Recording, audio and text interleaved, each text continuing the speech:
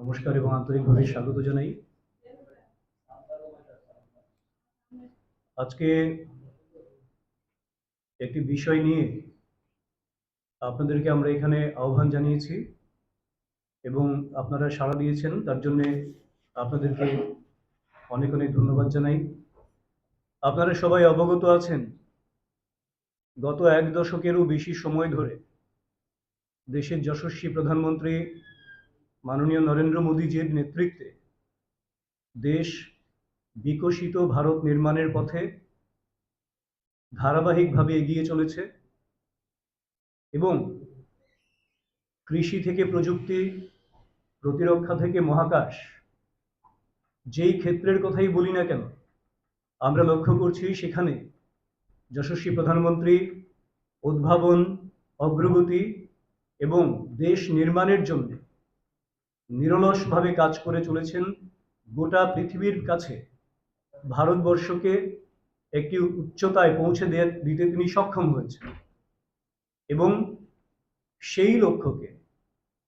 আরও এগিয়ে নিয়ে যাওয়ার জন্যে আমাদের আগামী ভবিষ্যৎকে আরও বেশি কি করে সহজ সুরক্ষিত করা যায়, সেই উদ্ভাবনী দৃষ্টিভঙ্গি থেকে গোটা দেশে ভারতবর্ষে প্রথমবারের মতন নতুন দিল্লিতে 16 থেকে 20 তারিখ পর্যন্ত এআই ইম্প্যাক্ট সামিট সম্পন্ন হয়েছে এবং এই এআই সামিটে মূল লক্ষ্য যেটা ছিল যে কৃষি,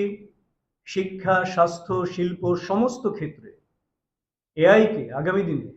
সফলভাবে প্রয়োগ করে কি করে দেশবাসীর কল্যাণ করা যায়, দেশের অগ্রগতিতে নতুন মাত্রা সংযোজন করা যায়, সেই লক্ষ্যটাকে সামনে রেখেই যশস্বী প্রধানমন্ত্রী একটা স্লোগান বা থিম সামনে রেখেছিলেন, বহুজন হিতায় বহুজন সুখায়। এই থিমকে কার্যকর করার জন্য যে AI summit, AI impact summit, এতে আমরা লক্ষ্য করেছি গোটা পৃথিবীর 100টিরও বেশি দেশের প্রতিনিধিরা এতে অংশগ্রহণ করেছেন এবং 20 জন রাষ্ট্রপ্রধান এই সামিটে অংশগ্রহণ করেছেন। 2.5 লক্ষেরও বেশি রেজিস্টার্ড হয়েছে, যাদের মধ্যে বক্তা এবং প্রদর্শক যারা এক্সিবিটর ছিলেন তারা পার্টিসিপেট করেছেন এখানে এবং সেই সঙ্গে 30টি বিভিন্ন দেশ থেকে 300-র বেশি প্রদর্শক বা এক্সিবিটর এখানে অংশগ্রহণ করেছেন এবং গোটা পৃথিবীর আন্তর্জাতিক রাষ্ট্রপ্রধান থেকে শুরু করে বিভিন্ন যারা রয়েছেন স্টার্টআপ প্রতিনিধি, নীতি নির্ধারক যারা রয়েছেন এআই এর, যারা এক্সিবিটর রয়েছেন, এই আয়োজন দেখে এরা ভূয়সী প্রশংসা করেছেন ভারত সরকারের তথা মাননীয় প্রধানমন্ত্রী নরেন্দ্র মোদীজির। কিন্তু অদ্ভুতভাবে আমরা লক্ষ্য করলাম, এত বড় একটি আয়োজন যা দেশের গৌরব বৃদ্ধি করেছে, সেই জায়গায় দেশের বিরোধী দলনেতা কংগ্রেসের সাংসদ রাহুল গান্ধী অত্যন্ত নির্লজ্জ এবং কুরুচিকর কিছু কিছু কর্মকাণ্ড করেছেন, যাতে করে দেশের গৌরব ক্ষুণ্ণ হয়, যাতে আমাদের লজ্জাকর একটি জায়গা তৈরি হয়, একটি অস্বস্তিকর পরিস্থিতি যাতে তৈরি হয় বিশ্ব দরবারের সামনে, তার জন্য নিরলসভাবে তিনি কোনো না কোনো ষড়যন্ত্রমূলক কাজ করে গেছেন এবং যা করেছেন তিনি সেটাকে এক কথায় যদি বলি, অত্যন্ত নিম্নমানের রাজনৈতিক দৃষ্টিভঙ্গি যে কংগ্রেস পোষণ করে তার বহিঃপ্রকাশ হয়েছে। কারণ তিনি পোশাকবিহীন হয়ে তার নির্দেশে কংগ্রেসের একাংশ, যাদের মধ্যে একটা অংশ সেখানে নাম নথিভুক্ত করেছিলেন, রেজিস্টার করেছিলেন, তারা সেখানে পোস্টার হাতে, রাজনৈতিক পোস্টার হাতে এই বিশ্ব নাগরিকদের সামনে, বিশ্ব রাষ্ট্র নেতাদের সামনে প্রদর্শন করেছেন এবং একে অত্যন্ত অযৌক্তিকভাবে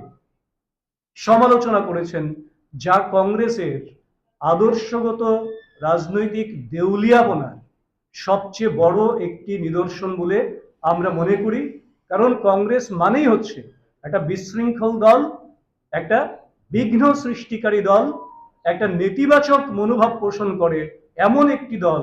যা এই এআই সামিট যখন এআই ইম্প্যাক্ট সামিট যখন যোজনা তৈরি হয় তারপর থেকেই তারা এই ষড়যন্ত্রগুলি একের পর এক করে গেছিল, যা প্রয়োগ করার চেষ্টা করেছেন সেখানে। এবং তার ফলশ্রুতিতে আমরা দেখেছি, একদিকে যখন বুর্জ খলিফা ভারতের এআই ইম্প্যাক্ট সামিটকে অভিনন্দন জানিয়েছে, বিশ্ব নেতারা প্রশংসা করছেন, তার বিপরীতে দাঁড়িয়ে দেশের ভাবমূর্তিকে নষ্ট করার জন্য, ক্ষুণ্ণ করার জন্য, এখানে কালিমা লিপ্ত করার জন্য একটা ষড়যন্ত্রমূলক ভূমিকা কংগ্রেস তথা রাহুল গান্ধীর নেতৃত্বে নেওয়া হয়েছে। এবং এই ঘটনায় জড়িত থাকার সন্দেহে যাদেরকে গ্রেপ্তার করা হয়েছে, তারা হচ্ছেন কংগ্রেসের যুব কংগ্রেসের ন্যাশনাল সেক্রেটারি কৃষ্ণ হরি, বিহার যুব কংগ্রেসের সেক্রেটারি কুন্দন যাদব, ইউপির যুব কংগ্রেসের ভাইস প্রেসিডেন্ট অজয় কুমার, যুব কংগ্রেসের ন্যাশনাল কোঅর্ডিনেটর নরসিংহা যাদব। তাদেরকে গ্রেপ্তার করা হয়েছে কারণ তারা যে প্রদর্শন করছিলেন তার কোনো ভিত্তি ছিল না, শুধুমাত্র একটাই উদ্দেশ্য ছিল দেশকে কালিমালিপ্ত করা। আসলে কংগ্রেসের এই বিষয়টা আজকে নতুন কিছু নয়। গোটা দেশবাসীকে তথা রাজ্যবাসীকে আমরা আপনাদের মাধ্যমে জানাতে চাই, মনে করিয়ে দিতে চাই, শত্রুর সঙ্গে সুর মেলানো এবং দেশের অগ্রগতির বিপরীতে অবস্থান গ্রহণ করা, দেশের স্বার্থ ক্ষুণ্ণ হবে এই জায়গায় সহযোগী ভূমিকা পালন করা, এটা কংগ্রেসের রাজনীতির সত্তার মধ্যে বোধহয় কোথাও মিলে গেছে। আমরা মনে করতে পারি, যখন গোটা বিশ্ব তাক লেগে গেছিল G20 সামিটে, তখনও কংগ্রেস সেই G20 সামিট নিয়ে ভারত সরকারের তথা দেশের যশস্বী প্রধানমন্ত্রী নরেন্দ্র মোদীজির সমালোচনা করছিলেন। আমরা ভুলে যাইনি অপারেশন সিন্দুরের সময়ের কথা, যখন ভারতীয় সেনারা গর্বের সঙ্গে দেশ সুরক্ষার পাশাপাশি শত্রু ঘাঁটি গুড়িয়ে দিয়েছিল। রাহুল গান্ধীরা জিজ্ঞেস করছিলেন প্রমাণ কোথায়। সেই একই বিষয় করেছেন সার্জিক্যাল স্ট্রাইকের ক্ষেত্রে, এয়ার স্ট্রাইকের ক্ষেত্রে, যেখানে ভারতীয় সশস্ত্র বাহিনী যারা আমাদের সুরক্ষা দিয়ে চলেছে তাদের প্রতি কোনো বিশ্বাস নেই, আস্থা নেই, তাদের সমালোচনা করে তাদের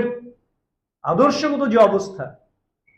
তাকে কি করে একটু নড়বড়ে করে দেয়া যায়, দেশের জন্য যে সমর্পণ, সেখানে একটা প্রশ্নচিহ্ন কি করে দাঁড় করানো যায়, এই রকম নেতিবাচক মানসিকতা নিয়ে, দেশ বিরোধী মানসিকতা নিয়ে এই কংগ্রেস দীর্ঘদিন ধরেই চলছে। এমনকি সংসদে যখন বিদেশি প্রতিনিধি দল উপস্থিত থেকে সাংসদদের, ভারতীয় সংসদে উপস্থিত থেকে সেই সংসদ পরিচালনা দেখছিলেন, তখনও অহেতুক কিছু কিছু বিষয় সেখানে অবতারণা করে ভারতীয় গণতন্ত্রের যে শক্তিশালী ভিত, তার সামনে, বিদেশিদের সামনে একটা প্রশ্নচিহ্ন লাগানোর চেষ্টা ওনারা করেছেন। দেশের অগ্রগতির জন্য যখনই দেশের যশস্বী প্রধানমন্ত্রী কিংবা অন্যান্য যারা কেন্দ্রীয় মন্ত্রী রয়েছেন, কোথাও যখন কোনো একটা চুক্তি সম্পন্ন হয়, কোথাও যখন ভালো একটা কাজের সূচনা হয়, ঠিক তখনই দেখা যায় ভিত্তিহীন আলোচনা করে, নেতিবাচক দৃষ্টিভঙ্গি পোষণ করে, মানুষকে বিভ্রান্ত করার জন্য এবং দেশের স্বার্থকে ক্ষুণ্ণ করার জন্য মানসিকতা নিয়ে কংগ্রেস এই ধারাবাহিক কাজগুলি করে চলেছে। এবং আমরা ভুলে যাইনি কংগ্রেসের সময়ে, আজকের থেকে 10 বছর আগে যদি আমরা ফিরে তাকাই, 2013 সাল পর্যন্ত যশস্বী প্রধানমন্ত্রী মোদীজি ক্ষমতায় আসার আগে দেশের সীমান্ত যেমন সুরক্ষিত ছিল, দেশের বিভিন্ন জায়গায় বোমাবাজি, বিভিন্ন সন্ত্রাস, এই সমস্ত বিষয়গুলি মাথা চাড়া দিয়েছিল। এবং সেইগুলি যেহেতু শক্ত হাতে দমন করে, মাওবাদী থেকে শুরু করে বহিঃশত্রু থেকে শুরু করে সমস্ত কিছু দমন করে দেশ যখন অগ্রগতির পথে উচ্চতায় পৌঁছানোর চেষ্টায় চলছেন, এবং সেই জায়গায় দেশের ঋত গৌরব যখন পুনরুদ্ধার করে দেশকে একটি বিশ্বগুরুর আসনে প্রতিষ্ঠা করার জন্য, বিকশিত ভারত নির্মাণের জন্য যখন কাজ করে চলেছেন, তখন এই ধরনের নেক্কারজনক, নেতিবাচক, কুরুচিকর রাজনীতির যে অবতারণা কংগ্রেস করে চলেছেন রাহুল গান্ধীর নেতৃত্বে, তাকে আমরা তীব্রভাবে ধিক্কার জানাই, নিন্দা জানাই। এবং আমরা আশা করি গোটা রাজ্যের সচেতন মানুষ এর বিরুদ্ধে তাদের অভিমত ব্যক্ত করবেন এবং তাকে নিন্দায় সরব হবেন, এবং নিশ্চয়ই তার বিরুদ্ধে, তাদের এই ষড়যন্ত্র, তাদের এই বিভ্রান্ত করার চেষ্টার বিরুদ্ধে মানুষ সচেতন হবেন, সচেষ্ট হবেন, নিজেদের ভূমিকা পালন করবেন।